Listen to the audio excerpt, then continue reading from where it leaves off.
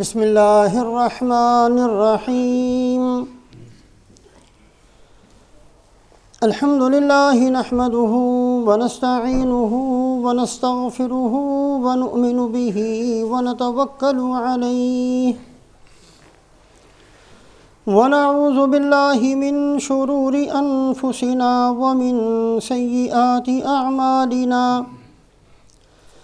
من يهده الله فلا مضل له ومن يضلله فلن تجد له وليا مرشدا أما بعد فقال الله تبارك وتعالى أعوذ بالله من الشيطان الرجيم بسم الله الرحمن الرحيم إن الدين عند الله الإسلام وما اختلف الذين أوتوا الكتاب إلا من بعد ما جاءهم العلم بغيا بينهم ومن يكفر بآيات الله فإن الله سريع الحساب وعن سهل بن سعد رضي الله تعالى عنه أن رسول الله صلى الله عليه وسلم قال إن هذا الخير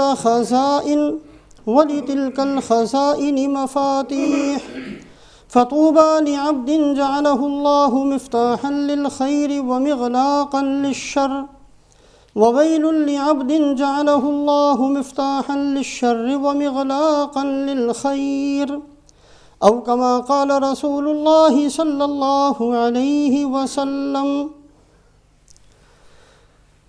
ایک معمولی اور ایک ادنا مسلمان ہونے کی حیثیت سے ہم سب اس بات کو جانتے ہیں کہ اللہ رب العزت نے ابتدا ہی سے اس کائنات کو اس طریقے سے پیدا فرمایا ہے کہ خیر اور شر، ایمان اور کفر، ہدایت اور گمراہی دونوں اس دنیا کے اندر باقی رہتی ہیں۔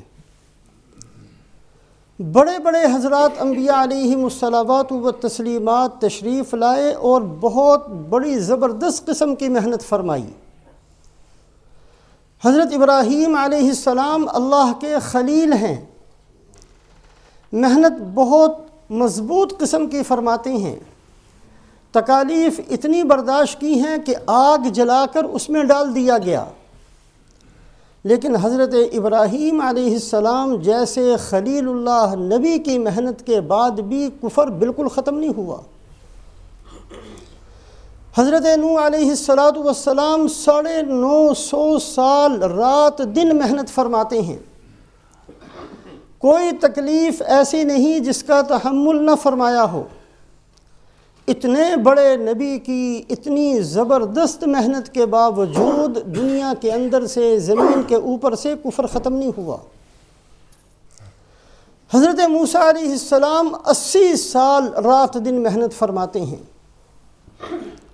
لیکن کفر کا نام و نشان مٹ جائے ایسا نہیں ہوا، اس لیے کہ اللہ پاک نے اس کائنات کو بنایا ہی ایسا ہے۔ فَأَلْهَمَهَا فُجُورَهَا وَتَقْوَاهَا۔ اس دنیا کے اندر، اس انسان کے اندر خیر بھی باقی رہتی ہے، شر بھی باقی رہتا ہے، دونوں چیزیں ساتھ ساتھ چلتی رہتی ہیں۔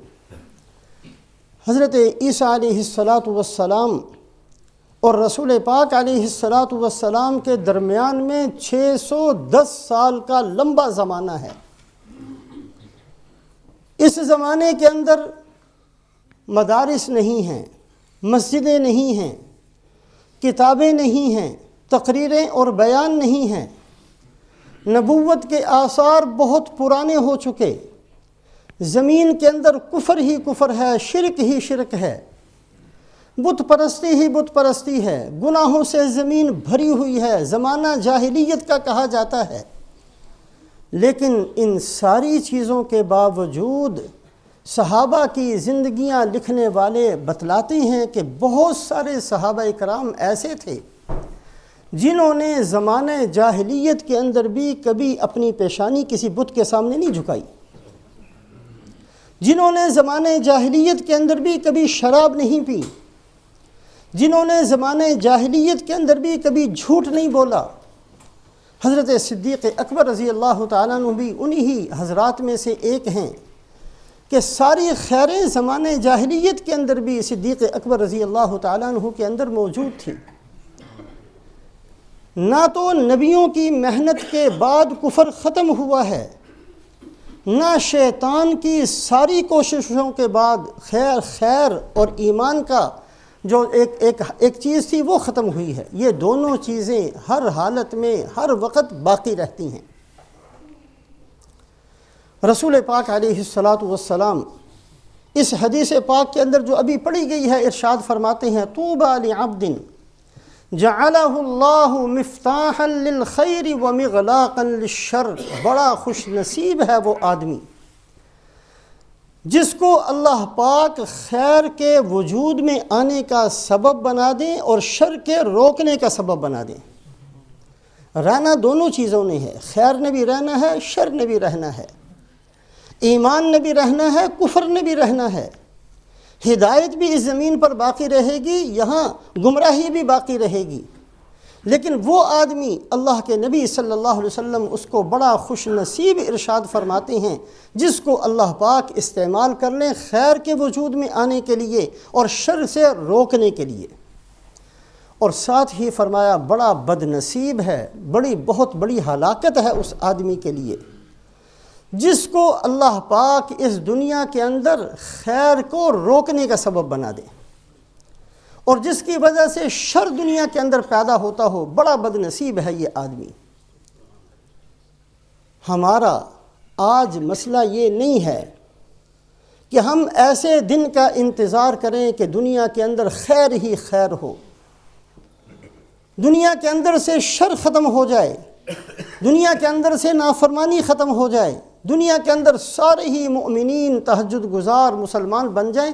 یہ ہمارا مسئلہ نہیں ہے اور نہ یہ ہونا ہے۔ قرب قیامت کے اندر تھوڑا سا وقت آئے گا جس میں اللہ کے نبی صلی اللہ علیہ وسلم نے خبر دی ہے کہ تھوڑے سے وقت کے لیے یہ ہوگا، لیکن عام زمانے کے اندر کبھی بھی ایسا نہیں ہوا ہے نہ ہوگا۔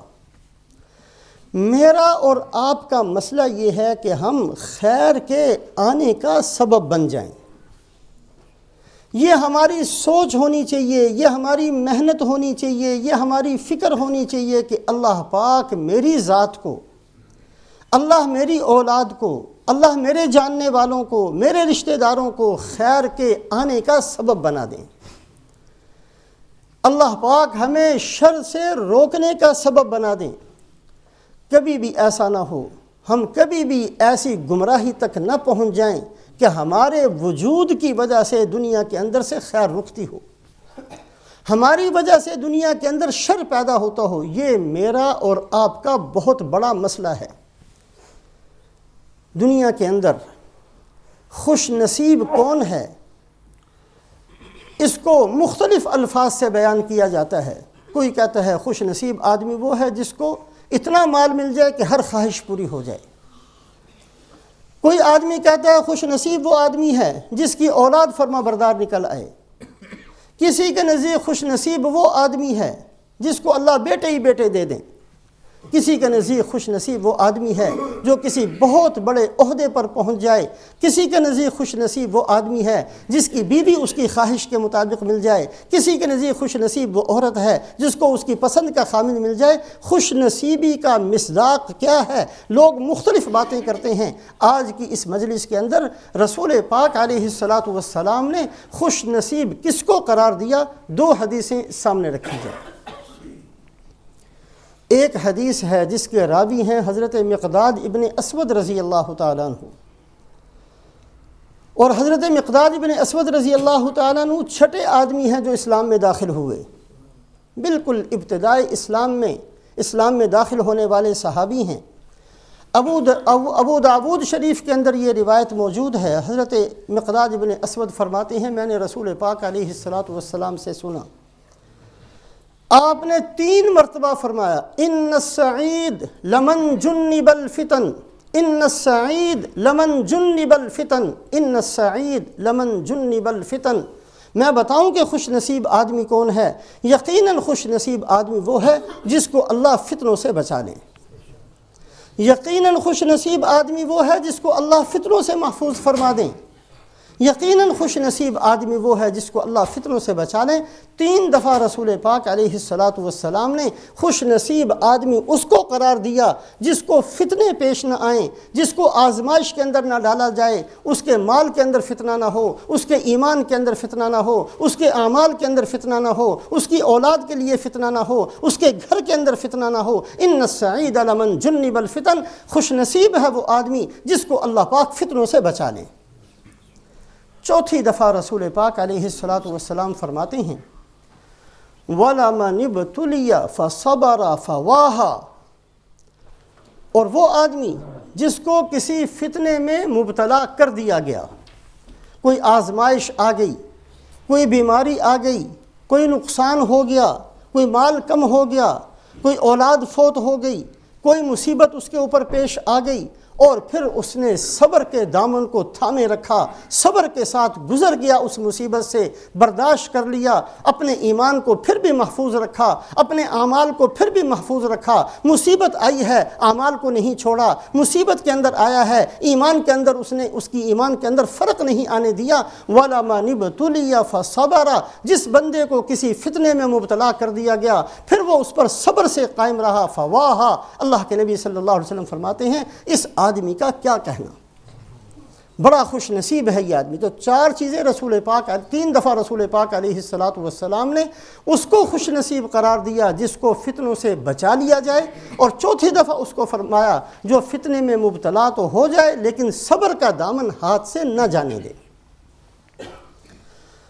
حضرت موسیٰ علیہ السلام کے واقعات کے اندر حضرت موسیٰ علیہ السلام بنی اسرائیل کے لیے نبی بن کر تشریف لائے۔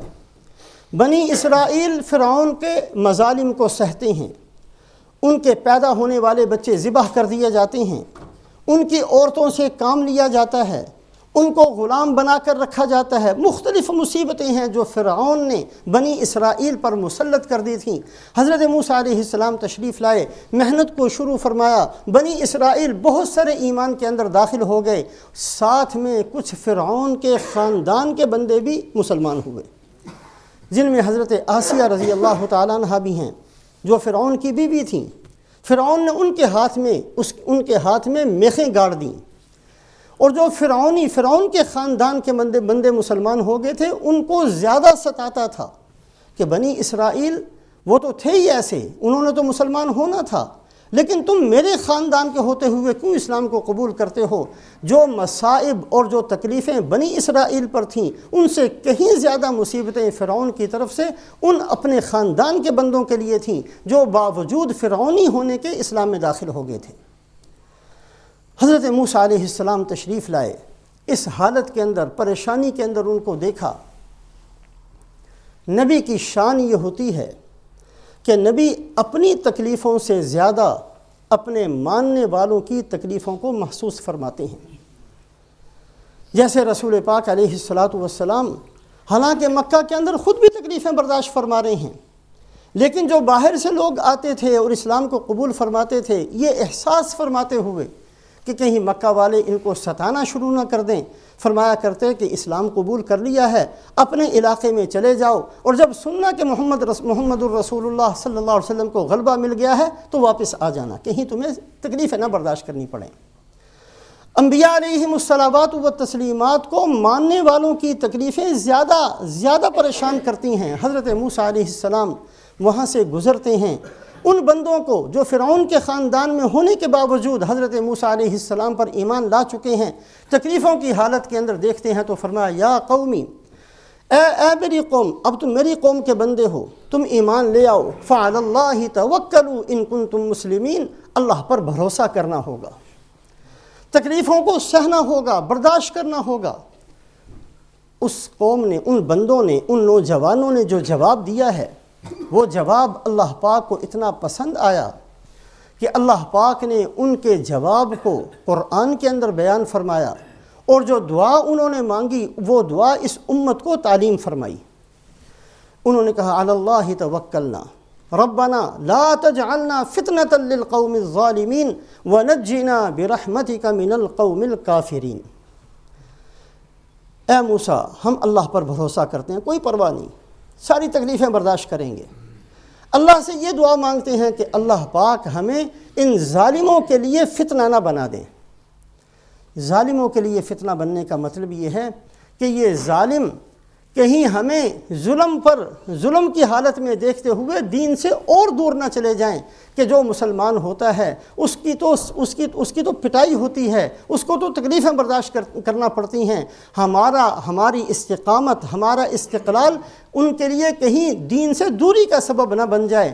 اے اللہ ایسا نہ فرمائے کہ ہمیں ظالموں کے لیے فتنہ بنا دیں، اور ہم اتنے بے بس بھی نہ ہو جائیں کہ ہم ان فتنوں کی وجہ سے دین کو ہی چھوڑ دیں۔ تو اللہ پاک نے یہ دعا اس امت کو سکھائی۔ رسول پاک علیہ السلام نے 3 دفعہ فرمایا کہ خوش نصیب آدمی ہے وہ لمن جنب الفتن، جس کو اللہ فتنوں سے محفوظ رکھ لے۔ تو بہرحال جیسا کہ شروع میں عرض کیا ہے، خیر اور شر دونوں نے باقی رہنا ہے، کفر اور ایمان دونوں نے دنیا کے اندر باقی رہنا ہے، ہدایت اور گمراہی دونوں باقی رہیں گے۔ ہمارا آپ کا مسئلہ یہ ہے کہ ہم خیر کا سبب بنتے رہیں، ہم شر سے اپنے شر کے لیے رکاوٹ بنتے رہیں۔ کبھی بھی ایسا نہ ہو کہ ہماری وجہ سے خیر رک جائے۔ یہ میں نے اور آپ نے بار بار سوچنا ہے، بار بار ہماری فکر یہ ہونی چاہیے۔ اس کے لیے 4 باتیں موٹی موٹی ضروری ہیں۔ ایک بات تو یہ کہ اپنے آپ کو فتنوں سے محفوظ رکھیں، کسی فتنے کا حصہ نہ بنیں۔ دنیا فتنوں سے بھری ہوئی ہے اور آئندہ اس سے زیادہ فتنے پیش آنے والے ہیں۔ رسول پاک علیہ السلام فرماتے ہیں کہ ایسے فتنے آئیں گے کقطع اللیل المظلم، جیسے تاریک رات ہوتی ہے جس کے اندر کوئی بھی روشنی نہ ہو، اندھیری رات ہوتی ہے، اس طرح اندھیری رات کی طرح فتنے آئیں گے۔ اور ایسے فتنے ہوں گے کہ ایک آدمی صبح کو اٹھے گا تو ایمان والا ہوگا، ایک دن اس پر گزرے گا رات کو وہ کافر ہو چکا ہوگا۔ رات کو ایک بندہ ایمان والا ہوگا، صبح ہوتے ہی وہ کافر ہو چکا ہوگا۔ ایمان اس قدر سستا ہو جائے گا کہ کب اس کے دل سے نکل گیا کسی بندے کو اس کی پرواہ نہیں ہوگی۔ ایسا فتنوں کا دور آنے والا ہے۔ آج فتنوں کا دور ہے۔ سب سے بڑی بات، اگر ہم اللہ پاک سے دعا کرتے رہیں اور اس بات کی کوشش کرتے رہیں کہ اگر ہم خیر کے لیے چابی بننا چاہتے ہیں اور شر کو روکنے کا سبب بننا چاہتے ہیں، 4 باتوں میں سے پہلی بات یہ ہے کہ اپنے آپ کو فتنوں کا حصہ نہ بنائیں، بچتے رہیں فتنوں سے، دور رہیں فتنوں سے۔ رسول پاک علیہ السلام نے ایک موقع پر دجال کا ذکر فرمایا اور فرمایا کہ جب دجال نکلے گا، من سمع منکم الدجال فلینأ منہ، تم میں سے جس آدمی کو بھی یہ خبر پہنچے کہ دجال نکل آیا ہے، اس سے دور رہنا، قریب نہ جانا اس کے۔ یہ نہ کہنا کہ اچھا جا کر پتہ کرتا ہوں، یہ نہ سوچنا کہ اچھا جا کر میں اس کو جواب دیتا ہوں، ایسا نہ کہنا۔ اس لیے کہ ایک بندہ ایسا ہوگا جس کے دل کے اندر آئے گا کہ میں کرتا ہوں مقابلہ جا کے اس سے، میں اس کو سمجھاؤں گا، میں اس کو بتاؤں گا کہ تو دجال ہے۔ لیکن جب اس کے پاس جائے گا تو اپنا ایمان کھو بیٹھے گا، وہ دجال کو ماننے والوں میں سے بن جائے گا۔ اس لیے تم میں سے جو سنے کہ دجال نکل آیا ہے فَلْيَنَأْ مِنْهُ، اس سے دور رہے، قریب نہ جائے اس کے۔ فتنوں کے بارے میں جو سنے اپنے آپ کو فتنوں سے دور رکھا جائے۔ یہ ایک عادت ہے، ہر بات کو سننا، ہر بات کو پر تبصرہ کرنا، ہر بات کے اندر حصہ لینا، ہر بات کے اوپر وقت کو ضائع کرنا، گھنٹوں دوسروں کی باتیں سنتے رہنا اور اس کو سوچتے رہنا، اپنے اعمال سے بے خبر رہنا، اپنی نمازوں سے بے خبر رہنا، اپنی تلاوت سے بے خبر رہنا، اپنا ایمان کس حالت میں ہے اس سے بے خبر رہنا، اپنی قبر کے کیا بنا ہے اس سے بے خبر رہنا، اپنی آخرت کے بارے میں کیا ہے اس سے بے خبر رہنا، ساری دنیا کو جاننا، اپنے سے غافل رہنا، ساری دنیا کا ٹھیکہ اٹھانا، اپنی اولاد سے غافل رہنا، ساری دنیا کا ٹھیکہ اٹھانا، اپنے گھر والوں سے غافل رہنا، یہ ایک مصیبت ہے۔ جو آدمی یہ چاہتا ہے طوبى لعبد جعلہ اللہ مفتاحا للخیر، بڑا خوش نصیب ہے وہ آدمی جس کو اللہ پاک خیر کی کنجی بنا لے، اس کی وجہ سے خیر وجود میں آئے، اس کی وجہ سے لوگوں کا ایمان بنے، اس کی وجہ سے لوگ اعمال پر آئیں، اس کی وجہ سے لوگ قرآن سیکھنے والے بنیں، اس کی وجہ سے لوگوں کے اخلاق درست ہوں، اس کی وجہ سے لوگوں کے اندر سے ریاکاری نکلے، اس کی وجہ سے لوگوں کے دلوں کی اصلاح ہو۔ جو آدمی اس درجے پر پہنچنا چاہتا ہے، سب سے پہلی چیز یہ ہے کہ فتنوں سے دور رکھے اپنے آپ کو۔ اللہ نے یہ نہیں پوچھنا کہ تم دنیا کے حالات کو جانتے تھے کہ نہیں جانتے تھے، یہ نہیں پوچھنا کہ امریکہ کا رہنے والا وہ افریقہ کو جانتا تھا کہ نہیں جانتا تھا۔ دنیا میں کیا ہو رہا ہے؟ دنیا میں بہت کچھ ہو رہا ہے، بہت کچھ ہوا ہے، بہت کچھ ہوتا رہے گا۔ ہم سے پوچھا جائے گا ہمارے ایمان کے بارے میں، ہم سے سوال ہوگا ہمارے اپنے اعمال کے بارے میں۔ ہم ان سے بے خبر ہو کر ساری دنیا سے خبردار بننے کی کوشش نہ کریں۔ ایک آدمی جو مفتاح للخیر، خیر کی چابی بننا چاہتا ہے، ایک بات تو اس کے لیے ضروری ہے کہ وہ اپنے آپ کو فتنوں سے دور رکھے۔ کوئی آزمائش اگر آ بھی جائے، خندہ پیشانی سے برداشت کرے، صبر کے دامن کو نہ چھوڑے، ایمان کے اندر فرق نہ آنے دے، اعمال کو چھوڑنے والا نہ بنے، بلکہ اپنے ایمان پر، اپنے اعمال پر استقامت کے ساتھ چلتا رہے۔ ایک تو اللہ پاک اس بندے کو مفتاحا للخیر بناتے ہیں، خیر کی چابی بناتے ہیں، جو اس عمل کو اختیار کرے۔ دوسری روایت جو آپ صلی اللہ علیہ وسلم نے خوش نصیب کس کو فرمایا، دوسری روایت ہے حضرت علی رضی اللہ تعالیٰ عنہ سے، اور یہ بخاری شریف کے اندر بھی اور مسلم شریف کے اندر بھی۔ رسول پاک علیہ الصلاۃ والسلام نے ایک موقع پر ارشاد فرمایا، ما منکم من احد الا وقد کتب مقعدہ من النار ومقعدہ من الجنہ۔ جتنے آدمی اس زمین پر اللہ نے بھیجے ہیں، پیدا کیے ہیں، ایک بندہ بھی ایسا نہیں مگر یہ کہ اللہ لکھ چکے ہیں کہ اس نے جنت میں جانا ہے یا اس نے جہنم میں جانا ہے۔ ابھی اللہ نے آسمان کو نہیں بنایا، زمین کو نہیں بنایا، 50,000 سال پہلے سب کچھ لکھ دیا۔ ماں کے پیٹ میں ابھی نطفہ، اس کے بعد لوتھڑا، اس کے بعد ایک بوٹی بنتا ہے انسان، روح بعد میں ڈالی جاتی ہے، پہلے فرشتہ آ کر لکھ دیتا ہے کہ یہ سعید ہے، یہ بدبخت ہے۔ جب رسول پاک علیہ الصلاۃ والسلام نے یہ ارشاد فرمایا کہ ہر بندے کا مقام لکھا جا چکا کہ یہ جنتی ہے یا جہنمی ہے، صحابہ حیران ہو گئے۔ قالوا یا رسول اللہ افلا نتکل علی کتابنا وندع العمل۔ یا رسول اللہ صلی اللہ علیہ وسلم، جو لکھا ہی جا چکا ہے، کیا مصیبت پڑی ہے، کیا ضرورت ہے کہ ہم ہر وقت عمل کو سوچتے رہیں، چھوڑ دیتے ہیں، جو ہونا ہے وہ تو ہو کر ہی رہے گا۔ اللہ جو لکھ چکے ہیں وہی ہونا ہے، تو پھر ہمارا عمل کرنے کا کیا فائدہ ہوا؟ آپ صلی اللہ علیہ وسلم نے فرمایا، کلکم میسر لما خلق لہ، ہر آدمی کو اسی عمل کی توفیق بھی ملتی ہے جس کے لیے اللہ نے اس کو بنایا ہے۔ ان کان من اہل السعادہ فیعمل بعمل اہل السعادہ، اگر کوئی بندہ اللہ کے ہاں خوش نصیب ہے تو اس کو اللہ توفیق بھی دیتے ہیں کہ وہ خوش نصیب افراد کے اعمال کرتا رہے۔ اگر کوئی بندہ بد نصیب ہے تو وہ بدبختوں والے ہی عمل کرتا رہتا ہے۔ عمل کو نہیں چھوڑنا بلکہ عمل کرتے رہنا ہے، توفیق بھی اللہ سے مانگتے رہنا ہے۔ سارا نظام اللہ نے قضاء اور قدر سے جکڑ دیا ہے۔ تدبیر کند بندہ، تقدیر زند خندہ۔ بعض دفعہ انسان بڑی پلاننگ کرتا ہے، بہت بڑے چیزیں بناتا ہے، سوچتا ہے، ارادہ کرتا ہے، لیکن پوری نہیں ہوتی۔ اللہ نے جکڑا ہوا ہے، قضاء اور قدر سے سارا نظام جکڑا ہوا ہے۔ حضرت عبداللہ ابن عباس رضی اللہ تعالیٰ عنہما، رسول پاک علیہ الصلاۃ والسلام نے دعا دی تھی۔ حضرت میمونہ رضی اللہ تعالیٰ عنہ جو ازواج مطہرات میں سے ہیں، ان کی خالہ ہیں، تو اپنی خالہ کے گھر تھے۔ صبح آپ صلی اللہ علیہ وسلم تہجد کے لیے اٹھے، انہوں نے جلدی سے پانی پیش کر دیا۔ آپ صلی اللہ علیہ وسلم نے دعا دی، اللہم علمہ الکتاب والحکمہ، اے اللہ ان کو کتاب اور حکمت سکھا دیجیے۔ صرف 3 سال، ہجرت سے 3 سال پہلے پیدا ہوئے۔ آپ صلی اللہ علیہ وسلم جب دنیا سے تشریف لے گئے، ان کی عمر 13-14 سال سے زیادہ نہیں تھی، لیکن اس چھوٹی عمر میں بھی آپ صلی اللہ علیہ وسلم کی موجودگی میں فتویٰ دیا کرتے تھے، اللہ کے نبی صلی اللہ علیہ وسلم کی دعا کی برکت سے۔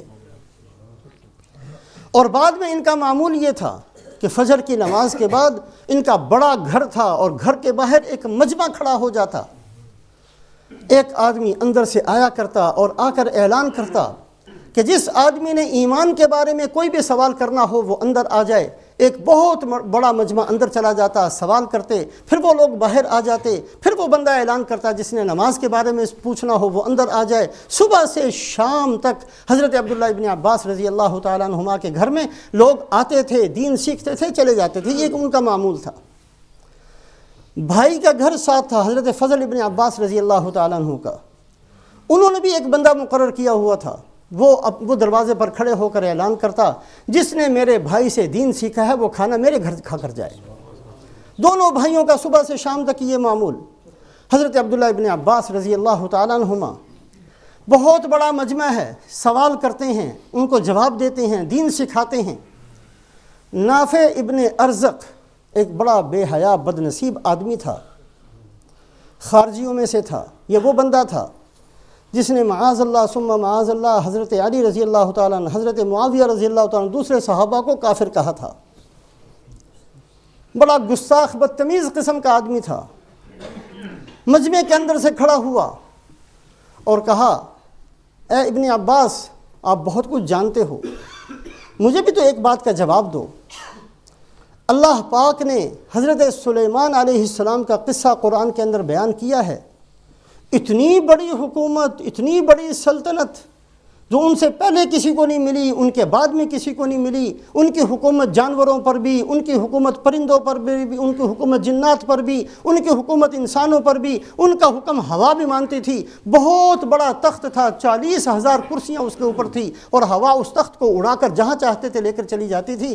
اتنے بڑے نبی، اتنی جاہ و جلال والے نبی، اتنی بڑی سلطنت اور حکومت والے نبی، ایک چھوٹا سا پرندہ ہدہد وہ نہیں تھا تو اس کے بارے میں اتنا لمبا چوڑا مسئلہ پیدا کر دیا۔ وَتَفَقَّدَ الطَّيْرَ فَقَالَ مَا لِيَ لَا أَرَى الْهُدْهُدَ أَمْ كَانَ مِنَ الْغَائِبِينَ لَأُعَذِّبَنَّهُ عَذَابًا شَدِيدًا أَوْ لَأَذْبَحَنَّهُ أَوْ لَيَأْتِيَنِّي بِسُلْطَانٍ مُّبِينٍ۔ ہدہد نظر نہیں آیا تو حضرت سلیمان علیہ السلام نے کہا کہ وہ کہاں چلا گیا، میں اس کو ذبح کر دوں گا، میں اس کو سزا دوں گا، یا مجھے آ کر اپنا عذر پیش کرے۔ اتنے بڑے نبی ہیں، ایک پرندے کے ساتھ اتنا انہوں نے مسئلہ کھڑا کر دیا، اور اللہ نے بھی اس کو قرآن میں بیان کر دیا۔ اس کا تو مجھے جواب دیں۔ بڑے لوگوں کے نزدیک تو چھوٹی چھوٹی چیزیں کوئی مسئلہ نہیں ہوا کرتی۔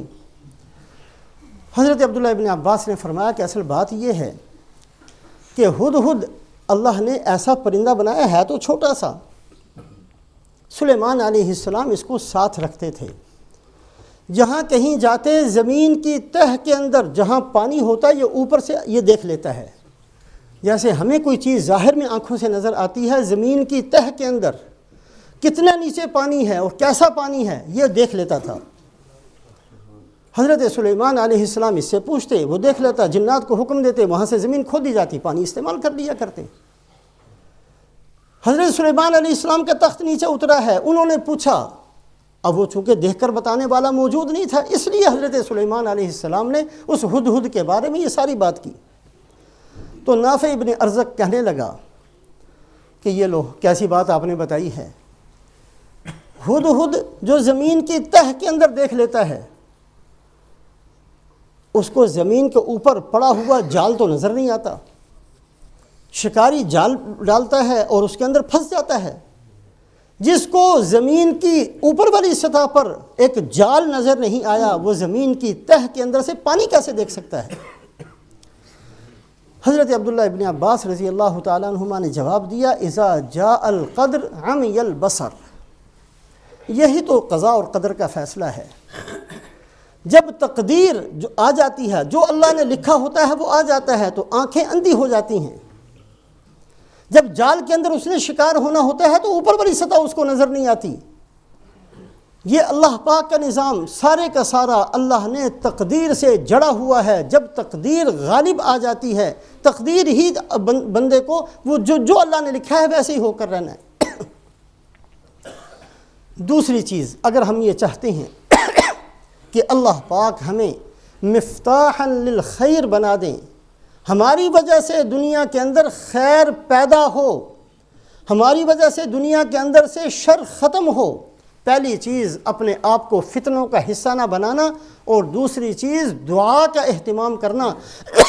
اس لیے کہ اللہ کے نبی صلی اللہ علیہ وسلم نے جہاں دعا کو صلاح المؤمن فرمایا مومن کا ہتھیار ہے، الدعاء مخ العبادہ، دعا عبادت کا مغز ہے۔ وہاں اللہ کے نبی صلی اللہ علیہ وسلم فرماتے ہیں لا يرد القضاء الا الدعاء، دعا ایک ایسی چیز اللہ نے ایمان والے کو دی ہے جو تقدیر کو بھی بدل دیتی ہے۔ لکھا ہوا بھی اللہ مٹا دیتے ہیں، دوسرا لکھ دیتے ہیں اس کی جگہ۔ حضرت عمر رضی اللہ تعالیٰ عنہ طواف کرتے ہوئے دعا مانگتے ہیں اللہم ان کنت کتبتنی سعیدا فاثبتہ، اے اللہ اگر آپ نے مجھے سعید لکھا ہے، آپ کا بڑا احسان ہوگا، اس کو باقی رکھیے، اور اگر آپ نے خدا نخواستہ مجھے بدبخت لکھا ہے فمحوہ، اس کو مٹا دیجئے، فإنک تمحو ما تشاء وتثبت وعندک ام الکتاب، یہ آپ کی شان ہے، آپ جو چاہتے ہیں مٹا دیتے ہیں، جو چاہتے ہیں لکھ دیتے ہیں۔ کبھی کبھی اس چیز کا اہتمام کرنا چاہیے ہمیں۔ ہمارا بہت بڑا مسئلہ ہے کہ ہمارا خاتمہ ایمان پر ہو، ہمارا بہت بڑا مسئلہ ہے۔ ہماری ضرورت کھانے سے زیادہ، پینے سے زیادہ، مکان سے زیادہ، اولاد سے زیادہ، دنیا کی ظاہری کامیابیوں سے زیادہ ہماری بڑی ضرورت یہ ہے کہ ہم دنیا کے اندر مفتاح للخیر، خیر کی چابی بن کر جینے والے بن جائیں۔ کہیں ایسا نہ ہو ایسی زندگی گزار کر جائیں اپنے گناہ بھی ہمارے سر پر ہوں اور دوسروں کے گناہ بھی ہمارے سر پر ہوں۔ کسی کو دین سے دور کرنے کا گناہ، کسی کو کسی رسم و رواج میں پھنسا دینے کا گناہ، کسی کو کسی بدعت کے اندر مبتلا کر دینے کا گناہ، کسی کو قرآن سے دور کرنے کا گناہ، کسی کو حدیث سے دور کرنے کا گناہ، اولاد بھی گریبان پکڑنے والی ہو، بیوی بھی آ کر گریبان پکڑنے والی ہو، رشتہ دار بھی آ کر پکڑنے والے ہوں، اور پڑوسی بھی آ کر پکڑنے والے ہوں۔ اللہ نہ کرے کہ ہم میں سے کسی آدمی کا یہ انجام ہو۔ اللہ ہم سب کو ان میں سے بنائے جن کے بارے میں رسول پاک علیہ الصلاۃ والسلام فرماتے ہیں کہ قیامت والے دن میرے بعض امتی ایسے ہوں گے جن کے نامہ اعمال کے اندر ہزاروں حج ہوں گے، ہزاروں لاکھوں نمازیں ہیں، لاکھوں کے حساب سے دی ہوئی زکوٰۃ ہے۔ وہ کہے گا اللہ یہ نامہ اعمال میرا نہیں ہے، میری تو عمر ہی تھوڑی سی تھی، میں نے تو ایک حج بڑی مشکل سے کیا تھا۔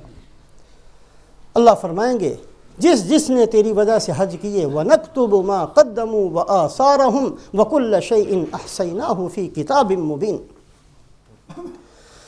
جو کچھ بندے کرتے ہیں اس کو بھی ہم لکھتے ہیں، جو ان کے اعمال زمین پہ باقی رہتے ہیں ان کو بھی لکھتے رہتے ہیں۔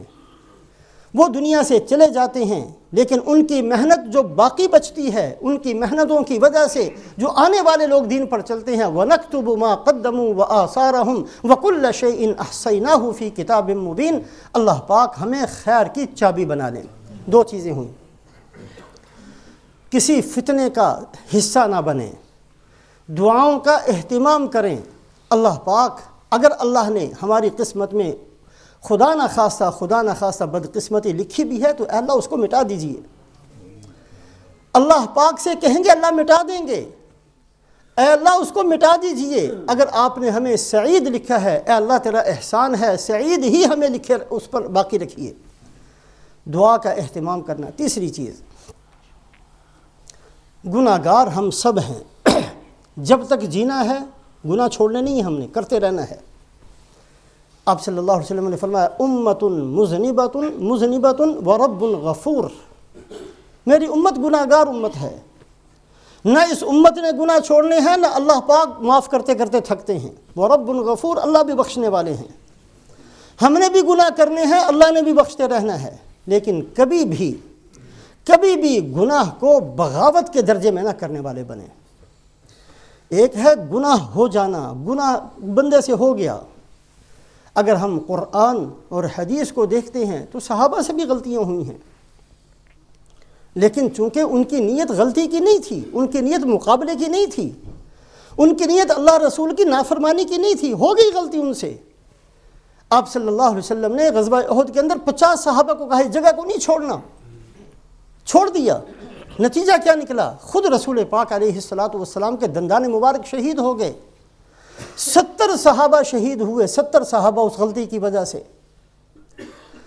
فتح ہو چکی تھی، شکست سے بدل گئی، حالات بگڑ گئے، صحابہ 70 صحابہ جن میں حضرت حمزہ رضی اللہ سید الشہداء جیسے ہیں وہ بھی شہید ہو گئے۔ اللہ نے قرآن میں قصہ بھی بیان کیا ہے، لیکن چونکہ یہ 50 جنہوں نے جگہ چھوڑی تھی ان کی نیت نافرمانی نہیں تھی، یہ نہیں تھا، مقابلہ نہیں تھا اللہ رسول کا، ایک غلطی ہو گئی۔ اللہ پاک نے کوئی سزا تجویز نہیں کی، یہ نہیں فرمایا، کسی ناراضگی کا اظہار نہیں فرمایا کہ کیسے لوگ حکم، میرے نبی نے حکم دیا تم نے چھوڑ دیا، نہیں، بلکہ اپنے نبی سے فرمایا فَبِمَا رَحْمَةٍ مِّنَ اللَّهِ لِنْتَ لَهُمْ وَلَوْ كُنْتَ فَظًّا غَلِيظَ الْقَلْبِ لَانفَضُّوا مِنْ حَوْلِكَ فَاعْفُ عَنْهُمْ وَاسْتَغْفِرْ لَهُمْ وَشَاوِرْهُمْ فِي الْأَمْرِ۔ اے محمد صلی اللہ علیہ وسلم، یہ ہمارے بندے ہیں، آپ کے ساتھی ہیں، ان کو معاف کر دیجئے، ان کو مشوروں میں شریک کیجئے، ان کو جو ان سے غلطی ہوگی اس کو معاف کر دیجئے۔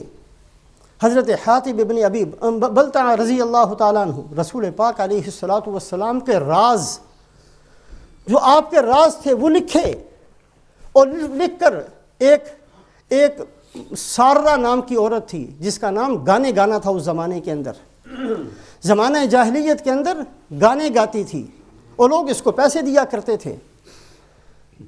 غزوہ بدر کے بعد مکے والوں نے پابندی لگا دی، کسی کو شعر پڑھنے کی اجازت نہیں، کسی کو رونے کی اجازت نہیں۔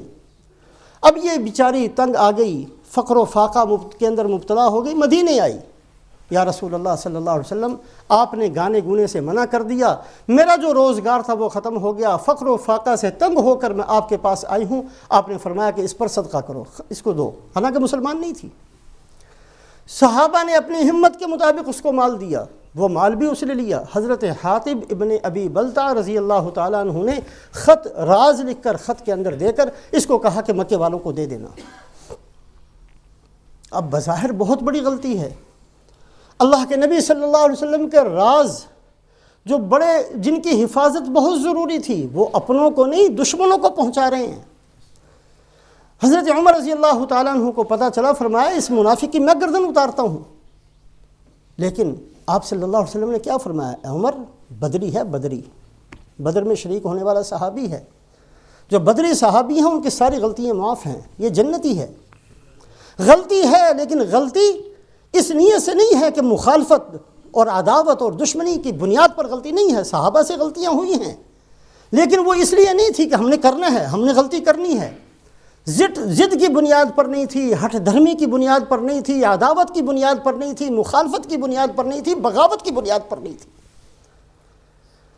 جو غلطیاں بغاوت کی بنیاد پر ہوتی ہیں، میں نے نہیں چھوڑنا، میں نے کرنا ہے، کبھی ندامت نہیں ہوتی، گناہ بندہ کرتا ہے کبھی آنسو نہیں نکلتا، یہ بغاوت ہے۔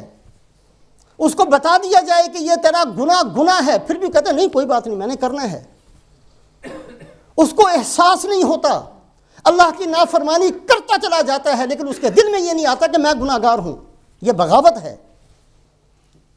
یہ جو بغاوت والا درجہ ہے، یہ درجہ اللہ کو بہت ناگوار ہے۔ اس کی وجہ سے بعض دفعہ اللہ پاک اس بندے کو اپنے دربار سے دھکا دے دیا کرتے ہیں، صرف غلطیوں کی وجہ سے کسی بندے کو محروم نہیں کیا جاتا۔ اس بات کی کوشش کریں، ہم گناہ گار سب ہیں، لیکن کبھی بھی اپنے آپ کو عداوت اور بغاوت کے درجے پر نہ پہنچائیں۔ رسول پاک علیہ الصلاۃ والسلام ایک سفر میں تشریف لے گئے، ابن ماجہ کے اندر یہ قصہ موجود ہے۔ ایک عورت کو دیکھا، تندور کے اندر آگ جل رہی ہے اور وہ عورت روٹیاں پکا رہی ہے، چھوٹا سا معصوم سا بچہ گود میں اٹھایا ہوا ہے۔ جب اس آگ کے اندر سے شعلے اوپر کو آتے ہیں تو یہ اپنا وہ حصہ جہاں بچہ نہیں ہے اس کو آگے کرتی ہے، بچے والے حصے کو دور رکھتی ہے۔ اس آگ کی تپش مجھے لگ جائے لیکن میرا بیٹا محفوظ رہے۔ آپ صلی اللہ علیہ وسلم اس منظر کو دیکھ رہے ہیں، اس نے بھی دیکھا، کہنے لگی یا رسول اللہ صلی اللہ علیہ وسلم، کیا یہ بات نہیں ہے کہ اللہ پاک اپنے بندوں پر ماں سے زیادہ مہربان ہیں؟ یہ بات نہیں ہے؟ فرمایا بالکل ہے، اللہ اپنے بندوں پر ماں سے زیادہ مہربان ہیں۔ کہا یا رسول اللہ صلی اللہ علیہ وسلم، پھر آپ دیکھ رہے ہیں میں خود گرمی برداشت کر رہی ہوں، آگ کی لپٹ آتی ہے، شعلہ آتا ہے، میں خود اس کی طرف ہو جاتی ہوں تاکہ میرے بچے کو وہ نہ لگے۔ اگر اللہ پاک ماں سے زیادہ مہربان ہے بندوں پر تو پھر اللہ کیسے اٹھا کر جہنم میں پھینک دیں گے؟ کیوں پھینک دیں گے؟ رسول پاک علیہ الصلاۃ والسلام کی مبارک آنکھوں سے آنسو جاری ہوئے۔ کیا فرمایا؟ ان اللہ لا يعذب الا المارد المتمرد، اللہ پاک اسی کو عذاب دیں گے جو سرکشی پر اتر جائے۔ یہ شیطان کا شیوا ہے، اس خبیث کو پتہ ہے کہ میں نے نافرمانی کی ہے، لیکن پھر بھی وہ اپنی غلطی پر جمع ہوا ہے آج تک، کبھی بھی اس نے نہیں چھوڑنا۔ حضرت موسیٰ علیہ السلام تشریف لے جا رہے تھے، ابلیس ملا راستے کے اندر، اللہ سے میری بھی سفارش کر دینا، مجھے شیطان بنا دیا، چھوڑیں اب، کر لیں صلح میرے ساتھ۔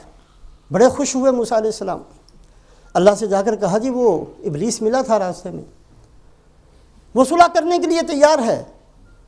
اللہ نے فرمایا ٹھیک ہے، آدم علیہ السلام تو اب قبر میں جا چکے ہیں، آدم علیہ السلام کو سجدے کا حکم تھا، نہیں دیا، میں نے مردود کر دیا، جا کر ان کی قبر کو سجدہ کر لے، میں دوبارہ اس درجے پر پہنچا دوں گا۔ موسیٰ علیہ السلام خوشی خوشی واپس آئے، ابلیس سے کہا لو یہ کوئی بات ہوئی، زندہ کو نہیں کیا تو قبر کو کہاں کرنے والوں، مجھے نہیں چاہیے۔ یہ ہے شیطانی شیوا، ہم غلطیاں کریں اور پھر اس پر قائم رہیں اور دل میں سوچیں کہ میں نے نہیں چھوڑنی، بال سفید ہو گئے گناہ نہیں چھوڑے، ہاتھ پاؤں ڈھیلے ہو گئے گناہ چھوڑنے کے لیے تیار نہیں ہیں، کوئی حرام کھانے والا حرام چھوڑنے کے لیے تیار نہیں، جس نے دوسروں کا دینا ہے وہ اس کو دینے کے لیے تیار نہیں، جس کی زبان گندی ہے وہ اپنی زبان کو پاک کرنے کے لیے تیار نہیں، جس کی نمازیں ٹھیک نہیں ہے وہ نمازیں درست کرنے کے لیے تیار نہیں، جس کا ایمان کچا ہے وہ اپنے ایمان کو پکا کرنے کے لیے تیار نہیں، جس کے اخلاق ٹھیک نہیں ہے وہ اخلاق درست کرنے کے لیے تیار نہیں، کوئی اپنی نیت کا محاسبہ کرنے کے لیے تیار نہیں۔ آج ہماری عادت یہ ہے کہ ہم صرف گناہ گار نہیں ہیں، ہم بغاوت کے درجے میں گناہوں کو پہنچے ہوئے ہیں۔ خدا کے لیے اللہ ہم سب کی حفاظت کرے، نیچے آئیں اپنے آپ کو، صرف غلطی پر اللہ نہیں پکڑتے، غلطیاں بڑوں سے ہوئی ہیں، اللہ نے بہت آسانی سے معاف کر دیا ہے، بندہ ایک دفعہ ہاتھ اٹھاتا ہے اللہ اسی وقت معاف کر دیتے ہیں۔ اللہ خود اعلان فرماتے ہیں، جو اللہ پاک کہ اللہ پاک فرماتے ہیں کہ جس آدمی نے ساری رات گناہ کیا، آؤ ان اللہ یبسط یدہ لیتوب مسیء اللیل، اپنے ہاتھوں کو پھیلا کر کہتے ہیں آؤ جس نے رات کو کوئی گناہ کیا ہے میں اس کو معاف کرنے کے لیے تیار ہوں۔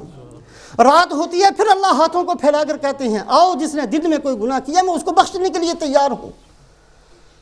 لیکن جو آدمی سرکشی پر آ جائے، کبھی بھی اس کے اندر ندامت پیدا نہ ہو، ڈھیٹ اور ہٹ دھرمی پر آ جائے، وہ ہر غلطی کو ٹھیک کرنے کی کوشش ہی کرتا رہے، یہ بغاوت کا درجہ ہے۔ اگر ہم یہ چاہتے ہیں کہ اللہ پاک ہمیں مفتاح للخیر بنا دے، خیر کی چابی بنا دے، فتنوں کا حصہ نہ بنے، فتنوں سے بچ کر رہیں، ایمان کی سلامتی کی دعائیں کریں اور بغاوت کے درجے میں گناہوں تک نہ پہنچیں۔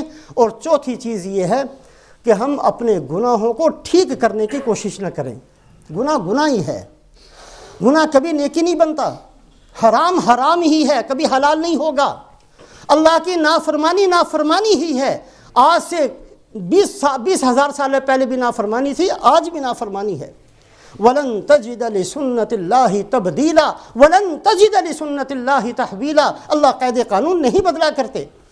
جو چیزیں اللہ کو ناگوار پہلے تھیں آج بھی وہ چیزیں ناگوار ہیں، جن چیزوں پر اللہ پہلے ناراض ہوتے تھے آج بھی ان چیزوں سے ناراض ہوتے ہیں، جن چیزوں پر راضی ہوتے تھے آج بھی ان چیزوں سے راضی ہوتے ہیں۔ یہ نہیں ہے کہ حالات بدل گئے، پہلے ہمارے نزدیک یہ قانون تھا، قانون بدل دیتے ہیں، اللہ نہیں کرتے ایسا۔